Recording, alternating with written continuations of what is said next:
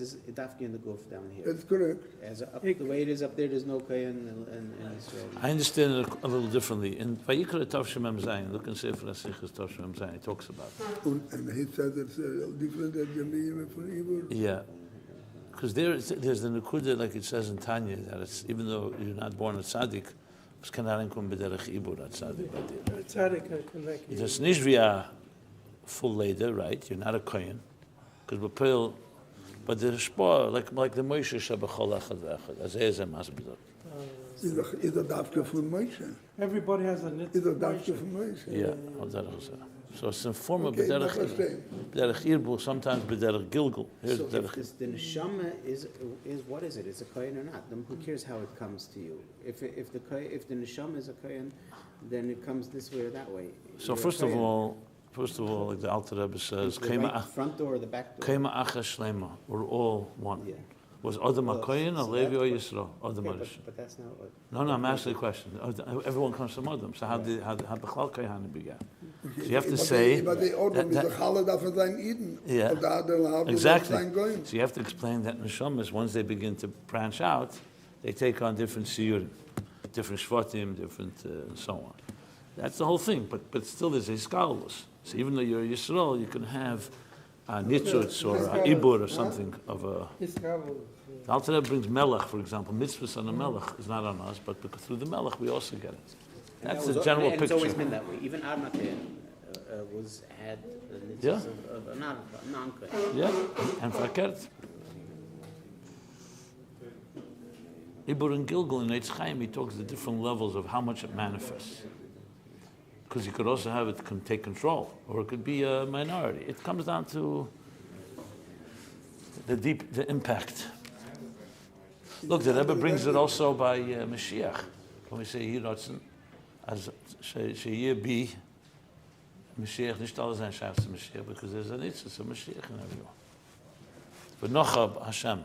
Ja, en wat er in van Gilgul kan zijn, dat was ook... En nog Gilgul is niet als hij sterk... Gilgul is...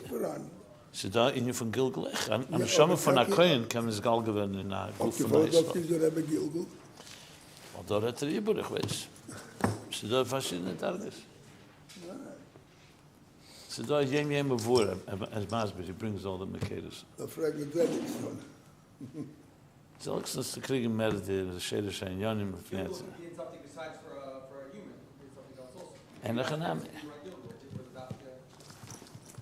in Eitz Chaim, there's a whole section he talks about difference in Ibur, Gilgul, Nitzutz, all kinds of... I was reading it. Your souls are very complex. I just saw an old copy of the Yiddish Shehem. We found the yard site. Josh, you ready to go? It's live already? Mandel Orenstein's. You said? Okay. Oh, so by the way, you're being broadcast now to 8 billion people. Okay. Okay, good morning. You don't mind, I'll start?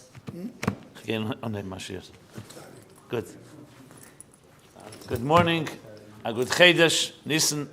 Chedesh Nissen. Chedesh HaGeula.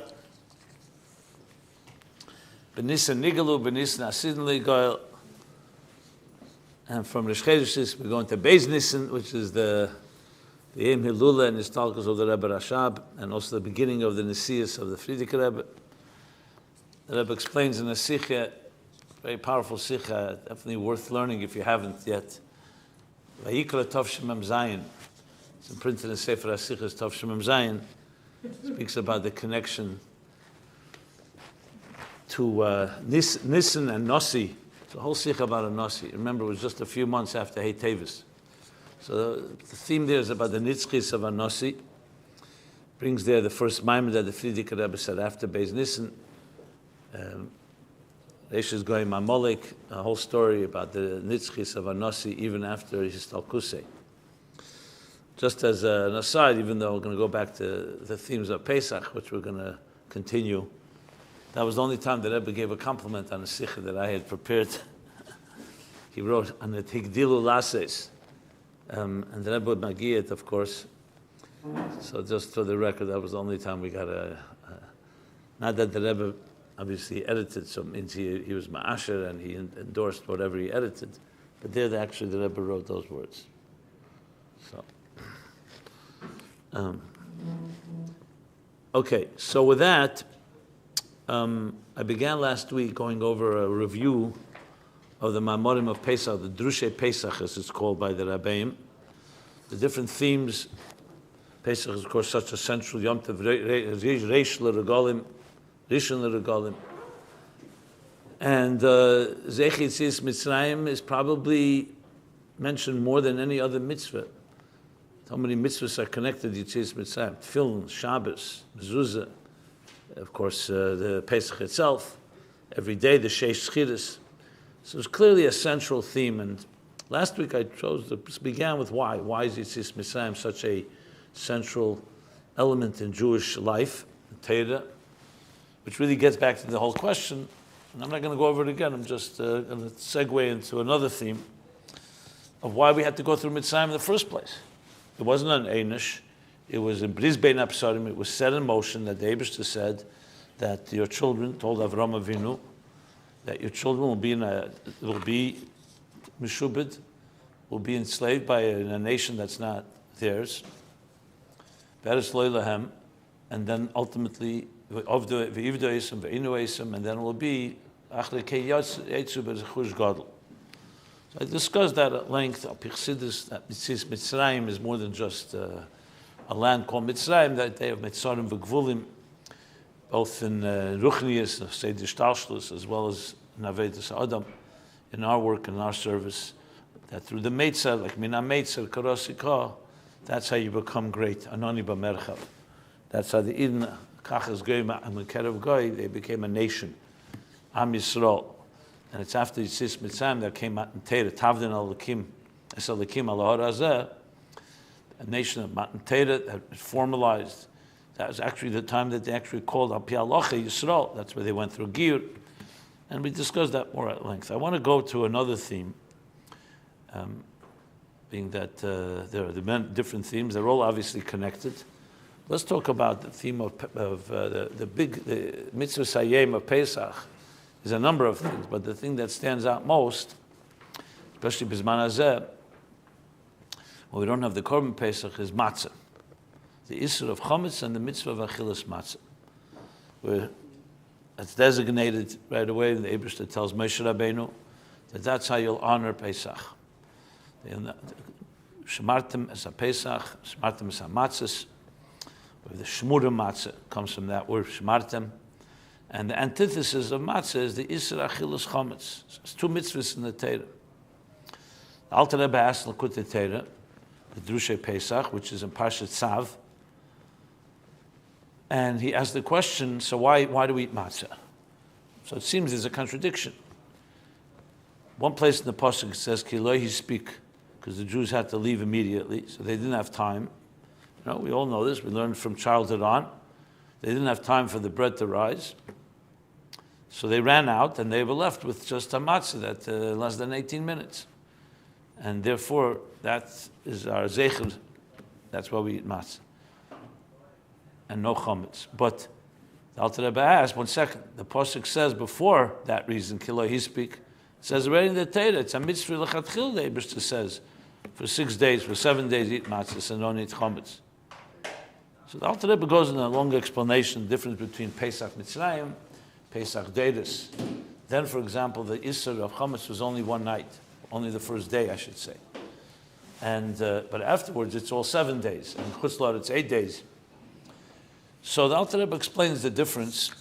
And so let's discuss that because it's very central to the whole picture.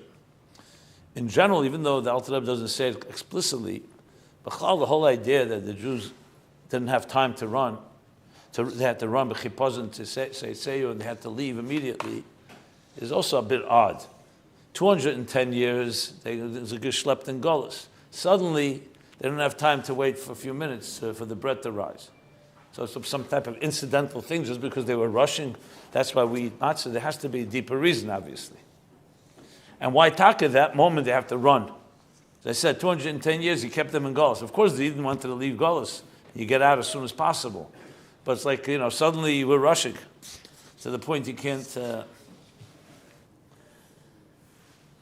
of course, as Chassidus does always, we go to the neshama of it. It's not just a technical reason.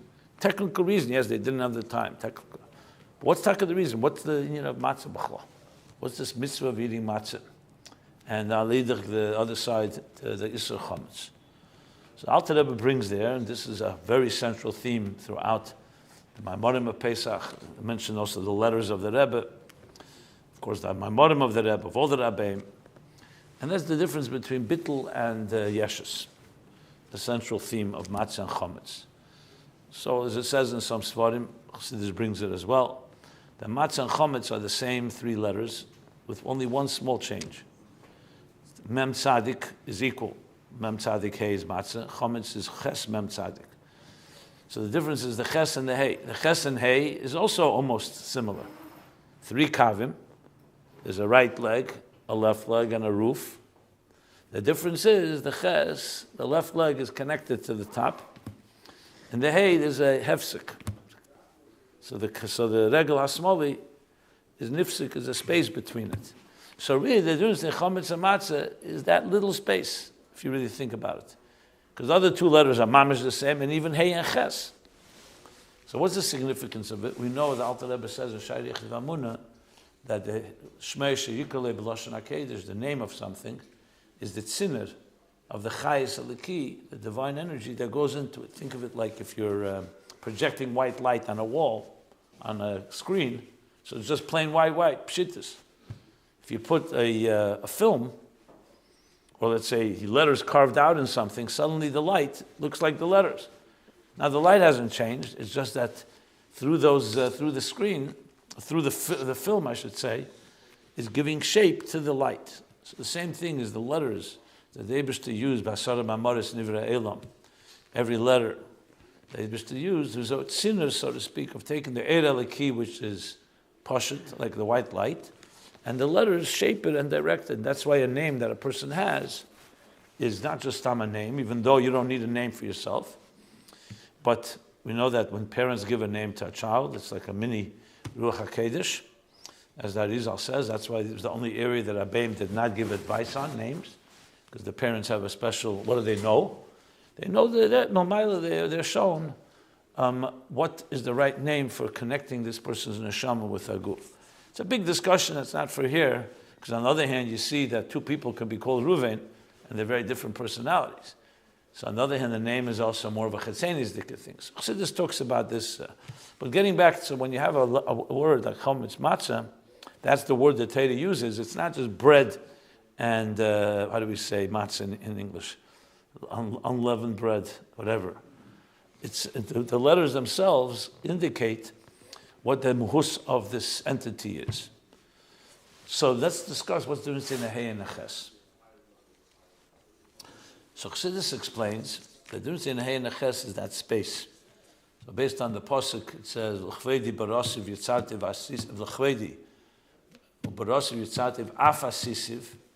So there's L'chvedi is Atzilus, barasiv yitzartiv is Bri Yitzira af. What's the af asisiv? That there's a hefsek between Yitzira and Asiyah. In the language of Aveda, there's Machshava, there's like Bria, Yitzira is Dibur, and Asiyah is, of course, Maisa. So Machshava, Dibur, and Maisa are the three legs of a Hey and a Ches. You always need three legs. Machshava, Dibur, and Maisa are the three levushim, which is the foundation of everything we do has to go through either its thought, speech, or action. Alter Rebbe explains in Tanya. The koiches hanefesh is your very faculties. But to express your faculties, you're either thinking about something, whether it's an idea or a feeling, or you're speaking about it, or you're acting on it. Now we know, of course, that the order has to be machshava, dibur, and maisa. Someone that begins with maisa and then comes dibur and machshava is usually either shikr or some other problem. So machshava, you first plan, then you articulate it, then you act. So why is Asiyah afasisiv? Why does it need a space? Because before a person comes into action, they have to always think a second time. Bavustavart, I think is brought Nayemye, maybe, that machshava and dibur need to be always connected. A person speaks, they shouldn't be speaking stam, they're speaking connected to their mind. Their thought is guiding their speech. But when it comes to action, you always have to pause because ein acher ma'aser klum. Once it comes into action, you can't change it. In speech, you could always change what you said. You can always adjust while you're speaking. So Maisa needs a hefsek. In Chassidus, the language is a half from bittel. It's an element of bittel that's necessary. So in the hay, you have it properly structured. The Rebbe has a famous sikha in Chelik Ches and L'Kutei Sichos on Keirach. The same thing, the name Keirach, Kuf Reish Ches, is all distorted hay. All three letters are made up of three legs. The Kuf is the regel HaSmoli goes longer, Tachas Ashuda. It extends all the way below the margin. Reish is missing the left leg. And Ches, the left leg, is connected. The Rebbe explains how all three was part of the sin of Keirach, because he was lacking the bittel. A hay, Yud K, Vav K. The name of the Eibishter is a hay. Hay is a perfect balance that you have the through Machshava Dibur, and then you have the bittel before there's a Maisa. Ches is lacking that hefsek.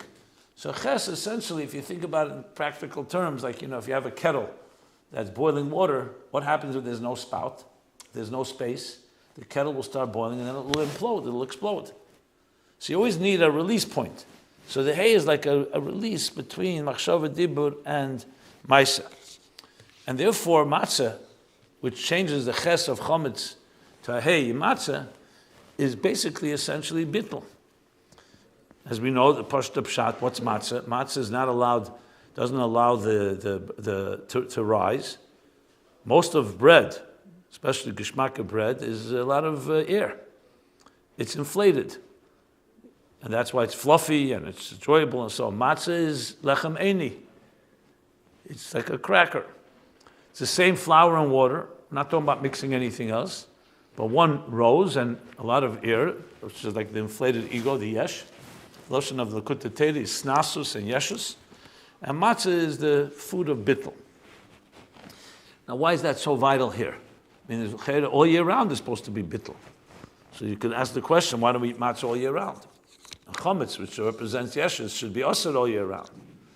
So this gets back to the theme of Yetzias Mitzrayim.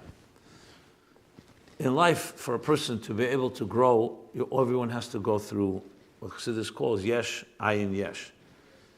Like a seed is nirkav, it has to deteriorate and rot in the ground before it blossoms into a flower or a tree. Every one of us in life spend 9 months in your mother's womb. She goes through the chavle leida before giving birth. So everything in life, wherever you see growth, you're always going to see a bittul before that growth. But basically, because if you're still in your old seer, you can't really grow into a new thing. It's like they say you have to shed a previous layer of skin to assume a new layer of skin. It's a general rule in life. People want to grow, they want to succeed, but it's always going to come with a price. The price is you have to get out of your comfort zone. For the Eden to become Goy Mikerev Goy, and Mitzrayim in Yecheskel, book of Yecheskel, compares it actually to Aleida, to birth. That's why I say, it says, B'demayach Chayei, B'demayach, that it was the dam of the Tsar of Mitzrayim was like the Chavle Leida, the pain of birth. In general, Golus is compared to that, Chavle Golus. Because in order to shape the Eden into a Am Yisrael, a Nitzchiz de Am Yisrael, V'atam Tili Mamlechas Kein V'Gei Kodesh, Mitzrayim, as I mentioned last year, is like a kur habazel, like the zayis, like the olive that needs to be pressed to be able to produce oil. That's how the Eibishter made it. So therefore, bittul is a critical component in any true growth. Yetzias Mitzrayim is ultimately the main event in the whole Torah where you really see this. The truth is that traveling through the midbar is also in your bittul midbar, but Yetzias Mitzrayim is very boiled.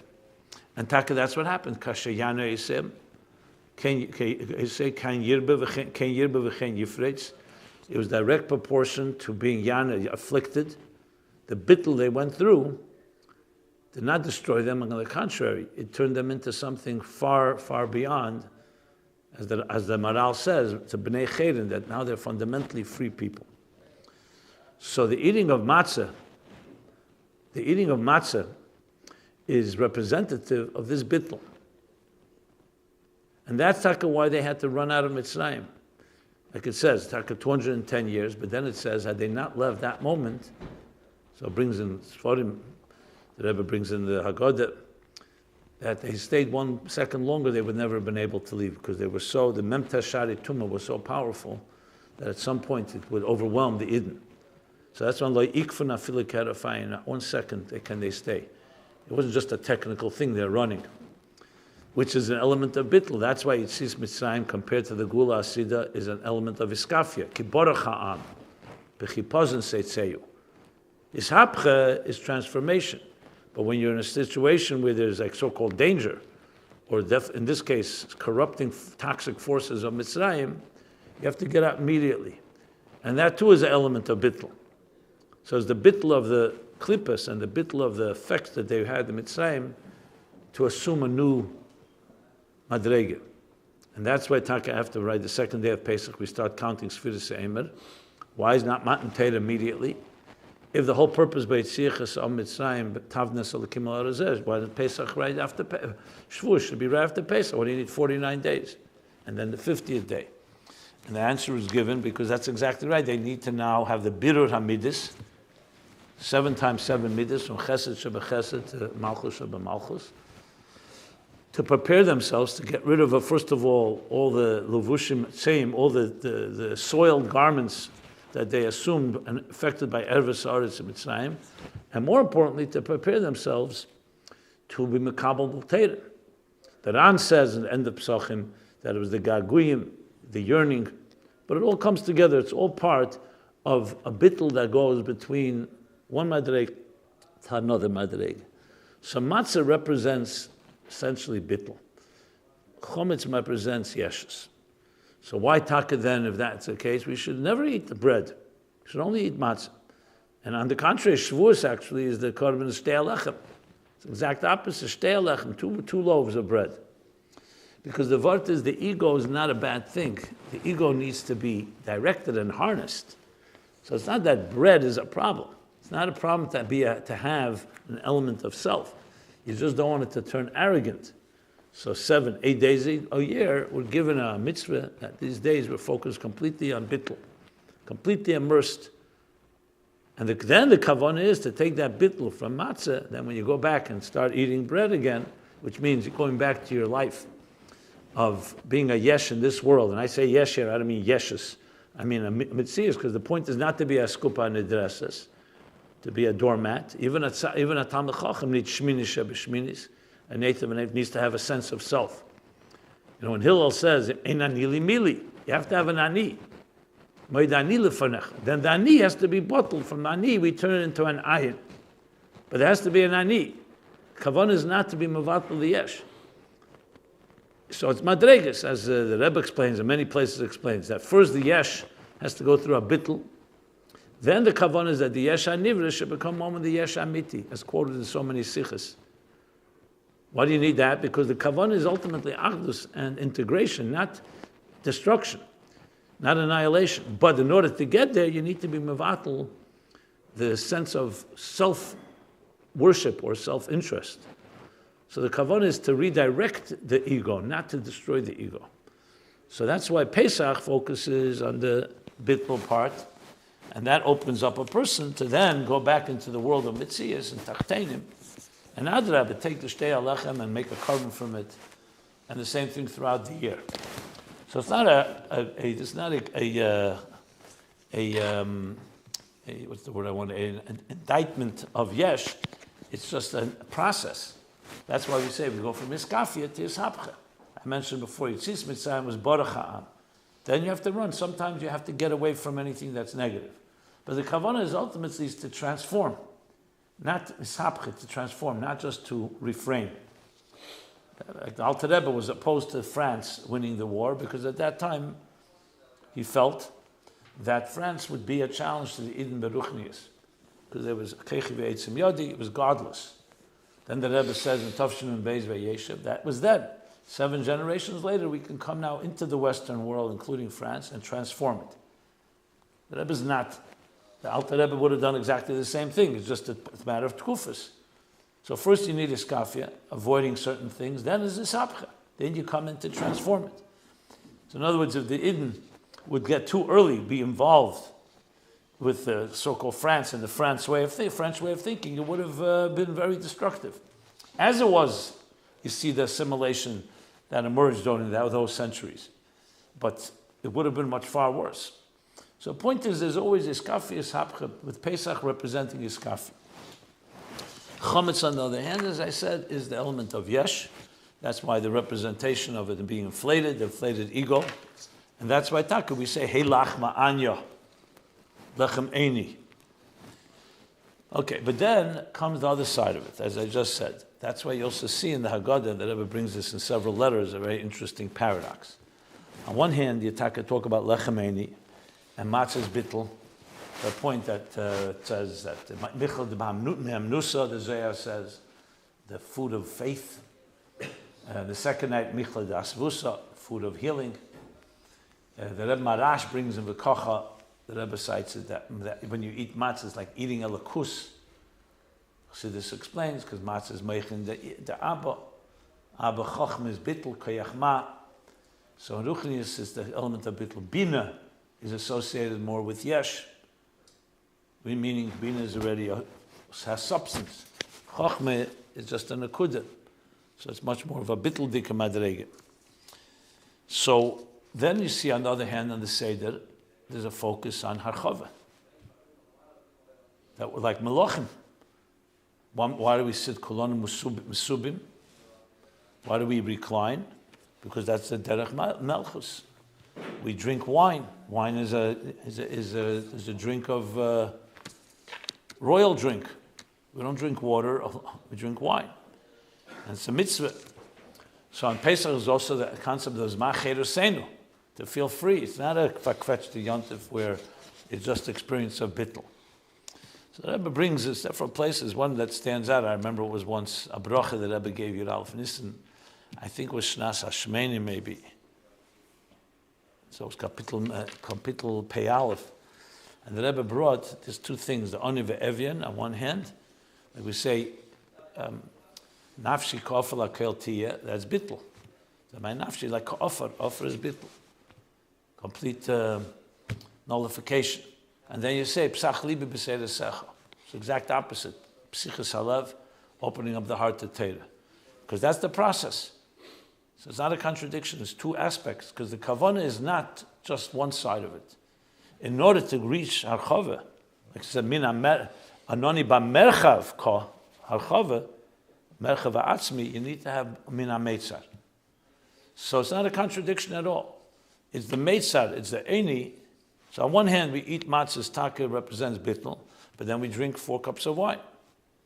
And mesubim, another behavior that we behave on the day of the night of Pesach and Pesach in the form of like a melech and a malka, because they come together. So on one hand, you have to have an element of bittul, and not to say kechi ve'etzim yodi asli esachayil hazeh. I'm not a self-made person, but you also have to have hishalcha b'rechava. You have to have breitkeit. If it doesn't have breitkeit, you can't accomplish anything in this world. It's a tough life. You know, imagine chassidim, shluchim, shluchis, and so on didn't have any breitkeit. They wouldn't be able to accomplish anything. You come to a city and nobody wants you there. You better have a good, healthy ego. I mean, ego and kedusha. You know, the Rebbe sent you here, and this is what you have to do. I once heard from Rabbi Avram Hecht. He told me that when he was a bocher in 770 in the Shins.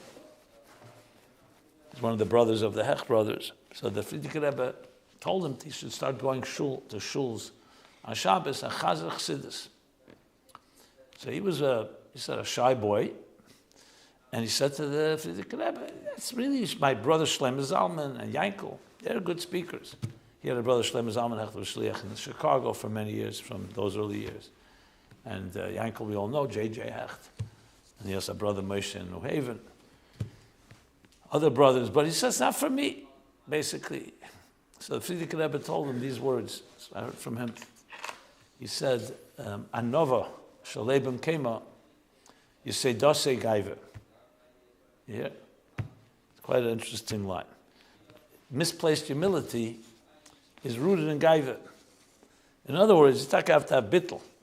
But when it's misplaced, and when you need to speak up, and when you need to teach Chassidus, or you need to do something else, you can't just say, no, it's not for me, I'm shy, or someone else, and so on. On the other hand, that doesn't justify or say you should become arrogant. I mean, the Mittler Rebbe, we know the Chassid that told the Mittler Rebbe insisted that anyone who came to Lubavitch for the Yom Tov, when they go back, all the cities, they stop. They should HaChassidus. So Chassidim did that. There was one Chassid who was very matzliach. He told the Mittler Rebbe, it's a famous story, the Rebbe brings it, Purim Tov Shechai and other times. So he told the Mittler Rebbe that he's developing gaiva, yeshes, because he's doing a good job. People like it. It's inspiring. And it's getting to his head, as they say today. I don't think that's the word he used when he spoke to the Mittler Rebbe, but he's basically saying he's getting yeshes. So the famous answer that Mittler Rebbe told him, that even if you become like an onion, which means bitter and unpleasant and obnoxious, so the Rebbe explains it, but you're doing the job. It's not a justification to become an onion, but it means you can't stop doing something because even if you are concerned with that. So the goal, of course, is not to be a yesh. So the point is that it's a balance. Sometimes humility sounds good, but sometimes humility is just an excuse for you not doing what you have to do. And when it comes to what you have to do, you have to be b'chol ha'tekef. Look at Moshe Rabbeinu, onav m'kol adam, and how much he refused and challenged and did not want to accept the shlichus of the Eibishter. And then what happens when he had to stand up? He stood the ganze tekef, and he was not at all a spall. So because bittul is not the same thing as Chassidus brings as shiflus. Shiflus, a shuffle, is a person who has a low self-esteem. A low self-esteem, and b'meila, that's a negative thing, because that's demoralizing. Anov is someone that knows his milas and knows his qualities. But he says, as the Alter Rebbe explains, that if someone else had these qualities, they would have done better than I. And that these qualities didn't come from me, they came from the Eibishter. So an Anov is not aware of his milas. It's not like somebody's delusional. A person of low self-esteem convinces himself that he's worthless. And that's not at all Kedusha, that comes from Klippa. Because the same Klippa that makes you arrogant can also say you're nobody. Who are you to say you're nobody? The Eibishter created you and gave you a shlichus. You have no right to be mavatal that. So the truth is, if you think about it, sometimes saying I'm nothing is just as arrogant as saying I'm arrogant, because you've decided that you're nobody. Who are you to decide? That's not up to you. We say about the Meraglim, when they said, we can't, it's Eretz Echeles Eshveh, it's too powerful for us. So you would think it was like bittul. No, it's not bittul. What do you mean? The Eibishter said, go into Eretz Yisrael, go to the promised land. I'm giving you the keches. Who are you to come and decide? No. You could say how to conquer the land. That was the shlichus, not whether you can do it or not. And it's a vital, vital difference. Because even in our own Aveda, by ourselves personally, it's not always easy to distinguish. You may feel it's coming from a humble place, I'm not really capable, and so on. And it could just simply be fear, pure pachad. You're not used to it, it's out of your comfort zone. But you see, on the other hand, people, because the bittul to the Rebbe, I know many of my own colleagues and classmates and others, that really, by nature, they were very shy, but the Rebbe said, this is what you have to do, and they did it. And they broke through, and then... So in other words, it's not about you. If what's the job is demands that you have to speak up, that's what you have to do. If the job demands to be quiet, you're quiet. Not whether you are, your personality is a outgoing one, or you're charismatic, or you have a certain element of good, healthy ego. That's the vort. That even the yesh is also coming from bittul. Because the Eibishter made you a yesh, and he said, B'shvili nivra elam, and you have a job to do, and you can't afford to say you're nothing, because then you're not going to do what you have to get done. So the Rebbe explains in a beautiful way that this is really the combination of Pesach in such a powerful way. On one hand, it has so much bittul emphasis, like Khomeini and so many other aspects, Mitzrayim, we spoke about. But on the other hand, the goal is not that. The goal is to bring geula and chedus, b'derech chedus, and behave like a malachim. I'm just saying it also, it's important because I know where you'll be for the Seder you're doing yourself, with family or with others, but especially if you have to say something, and you should say something at the table, you want to make the Seder relevant. One of the big challenges is even growing up in the community which we've grown up in, and everything is so beautiful. But sometimes it could be mitzvahs anoshim alamod. Let's be honest. You could do the Seder, completely mechanically, exactly as we did it last year. And there's lacking a chayis in it. So obviously the children at the table is always a good thing because children always make a bissel lebedik and they can't predict. It's not, it's a little spontaneous. And the whole point of the Seder is l'matmiach tenekes, and we do things specifically. What it really means is you want to make the Seder alive, not just a mechanical thing. And they say every year, Manishtan Alayla Zeh. I remember once at a Seder table, so someone said, why do we keep saying Manishtan? Every year we say Manishtan. That's not Nishtan. It's the same Manishtan every year. So I said, Ein Chanami. If you say it just mechanically, it's like saying, let's do something different, but you don't do anything actually different. It's just words. The goal is to make it into a Lebedik Seder that has significance, and relevance is always the key to everything. I mean, in my situation personally, I was forced to do this because I very often had at my table, Seder table, people who didn't even know what Pesach was, or a Seder. And how long can you hold them off from Shulchan Aruch? People want to eat, and they tell them you're not going to eat till 11:30. It's not. So we always had obviously food ready for anybody that was desperate, and pekuach nefesh, so nobody passed out. But the challenge was how do you make a Seder really, really relevant? Because it is, again, it's not like Kiddush Mele Friday night. How long is Shalom Aleichem? And Kiddush is 5 minutes, 10 minutes. Here we're talking about it could be an hour, especially with children. So it's critical to make it relevant. And I always find this theme of bittul and self and humility is always a theme that evokes conversation. Because everyone thinks about it, because everyone deals with this issue. We all have egos. On the other hand, when is the ego healthy ego? When is the ego not important? And so on. I mean, I'm just saying one theme from HaChassidus that could be applied, the matzah chametz theme, that can be applied to almost anybody. Obviously, the theme I spoke about last week is also a powerful one. You see, it's Mitzrayim, the idea of going out of your own constraints and limits. Everybody has limits. Just remember, the key to engaging people is always making it relevant on their terms. You can't speak Mamayla Lamata down to them. Just because you understand something doesn't mean someone else is going to appreciate it. You have to find something in common. What is on their mind?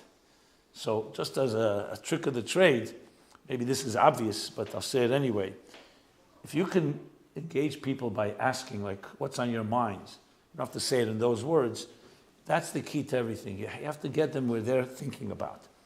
So once you have experience, you could start imagining, like many people struggle with, everyone has a form of mitzrayim in their life. There's no one that doesn't have some meitzah. It can be parnasa gashmis that they're struggling with. It can be relationships, marriage, children, internal psychological struggles. So everybody has a mitzrayim in their life. So it's not like if you say it, you'll get their attention because they hear that you're talking about my situation. They don't have to necessarily announce their situation, and it doesn't have to be group therapy. But essentially, that's really what Pesach is all about, the Seder, is 15 steps to what? To experience Cherus. Cherus, what means Cherus? Remembering what happened thousands of years ago? Cherus means now. That means now. The Alter Rebbe adds, especially by a Seder. So I'm just saying as a general statement that is part of our achrayus, is to make it come alive. And I can guarantee you, if you explain it to others in a relevant way, it becomes more relevant to you as well. Meir ein ishnei mavai. That's how it works. You inspire others, you get inspired. You can't inspire others, or you don't inspire others, it's hard to be inspired. So it's really it's a tremendous opportunity. Again, I'm not sure where you're going to be, but some guys go on shlichus or helping a shliach, but even if you're alone, or when I say with your wife or just family, still, the achrayus is to make it come alive in the deepest possible way. So I covered a second theme, chometz hamatzah, bittul yesh, dal cases a bit. So we have, I think, one more shir, right? One more before next Thursday is the last day, Seder. So I'll cover one more theme then, another central one. And with that, everybody have a good Chedesh. It should be a kosher felach and Pesach, and Ma'acher Eseinu. But we look forward to see each other still, right? Yeah.